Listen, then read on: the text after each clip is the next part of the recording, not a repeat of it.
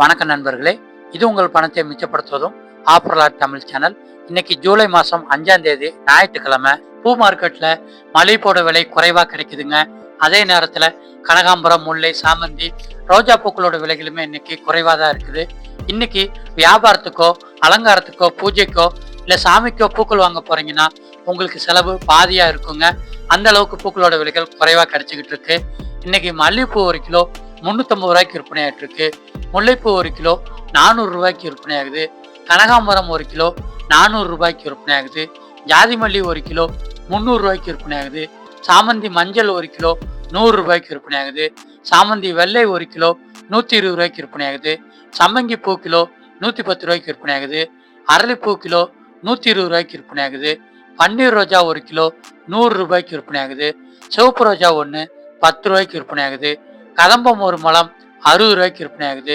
மருதுப்பூ 1 kilo 40 ரூபாய்க்கு விற்பனை ஆகுது. கோழிக்கொண்டை பூ 1 கிலோ 50 ரூபாய்க்கு விற்பனை ஆகுது. வாடாமல்லி 1 கிலோ 50 ரூபாய்க்கு விற்பனை ஆகுது. தாமரைப்பூ 1 இன்னைக்கு 20 ரூபாய்க்கு விற்பனை ஆகிட்டு இருக்குங்க. பூக்களோட விலைகள் நேற்று இருந்ததை விட இன்னைக்கு கிலோவுக்கு 50 ரூபா வரைக்கும் அதிகரிச்சிருக்கு. பூக்களை நீங்க வியாபாரத்துக்கும் கடைக்கும் வாங்குறீங்கன்னா ஏலம் வர்ற இடத்துக்கு நேரடியா வந்து வாங்குங்க.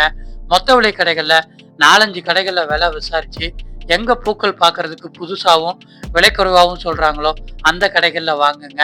பூக்களை நீங்க மொட்டுக்களா வாங்கினா விலை கொஞ்சம் அதிகம். 2 நாளைக்கு கூட வச்சு பயன்படுத்தலாம். விரிஞ்ச பூக்களுக்கு விலை குறைவா இருக்கும். அன்னன்னைக்கு பயன்படுத்துற மாதிரி இருக்குங்க. இதே மாதிரி இன்னைக்கு விலை குறைவா கிடைக்கிற காய்கறிகள் மற்றும் பழங்களோட லிஸ்ட் நம்ம சேனல்ல டெய்லியுமே காலையில வீடியோவா வெளிவருது. சேனலை நீங்க சப்ஸ்கிரைப் பண்ணி வச்சிட்டீங்கன்னா மார்க்கெட்டுக்கோ கடைக்கோ போறதுக்கு முன்னாடி வீட்டில இருந்து இன்னைக்கு என்னென்ன பொருட்கள்லாம் விலை குறைவா கிடைக்குதுன்னு தெரிஞ்சுக்கலாம். அதை வாங்குறது மூலமா லாபத்தை அதிகரிச்சுக்கலாம், செலவுகளை குறைக்கலாம். நன்றி.